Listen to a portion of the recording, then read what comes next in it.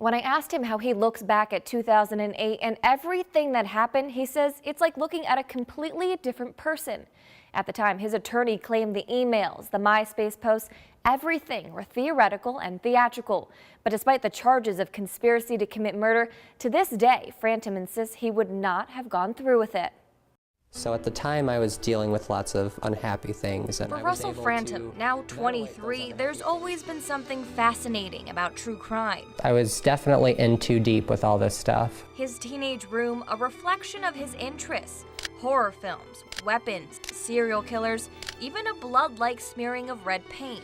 But that was Russell, a self-proclaimed oddball, even at a young age. I wasn't popular by any means. I was very different from the other people, but really it was more of a home situation issue. 7 years ago, law enforcement argued Russell's fascination with violence came dangerously close to becoming a reality. It just got way out of hand. In April 2008, the St. Joseph County Prosecutor's Office charged Russell with conspiracy to commit murder and sort of evaluate really what we're looking at in this individual.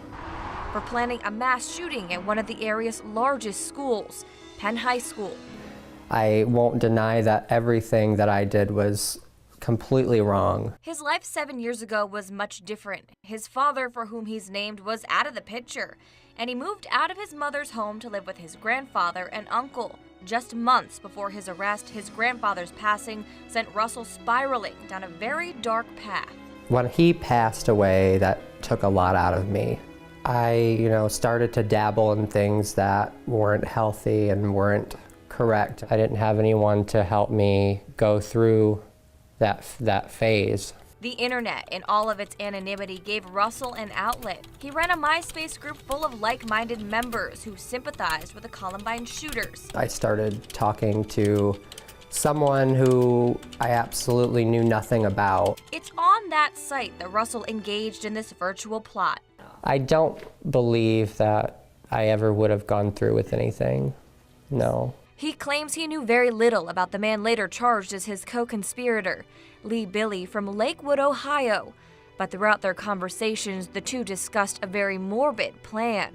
It just kind of took off. Within a matter of days, they developed code, referring to a public shooting as a party and guns and bombs as party favors. It just happened. It happened so quick. Investigators determined it happened in about a week.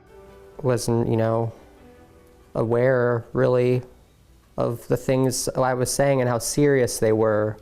And it's obvious when people are posting things that are of that nature that someone's going to react that way, and I definitely don't blame them. To Russell, those conversations were theoretical, merely fantasy.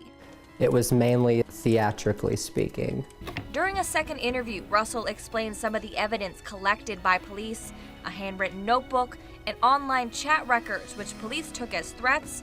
Russell said he didn't really mean. I remember writing a lot of messed up things, a lot of things that make absolutely no sense to me now, that I was just out looking for attention.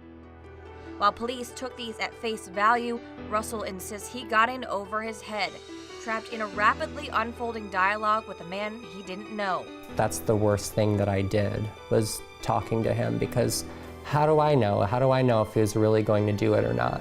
See, that is the scary part of my past and what I did. He served less than a year in juvenile detention, released rather suddenly when his program was completed. I felt like for the first time I could find out who I was, who the real me was, and not just what I was, picking up on because of the crap that I was going through. Now he's an artist, using painting to help him through the tough times. Russell's life has changed a great deal since his 9 months in juvenile detention. Tomorrow night, just before 6, we'll hear more from Russell on how art has changed his life for the better and advice for parents about potential warning signs for this type of behavior. Yeah, and he paints a very different picture of events than the evidence we saw yesterday. To this day, he insists that he wouldn't have done anything, but investigators caught this discussion unfolding very early on. It's important to emphasize here, about a week into it. So there was not a lot of time for them to collect that tangible evidence like potentially stockpiling guns or anything like that. So, you know, they really had, it was a unique case for the prosecutor's office, but between the emails, the notebooks, and, you know, basically the thoughts and searches online, for prosecutors, that was enough to convince them that they stopped something terrible from happening. But for Russell, again, he insists that this is just a theoretical thing that got way over his head. Yeah, but police had every right to take it very seriously, and it's nice to see how much he has matured and changed over the years, too. Exactly. Thanks a lot, Tricia.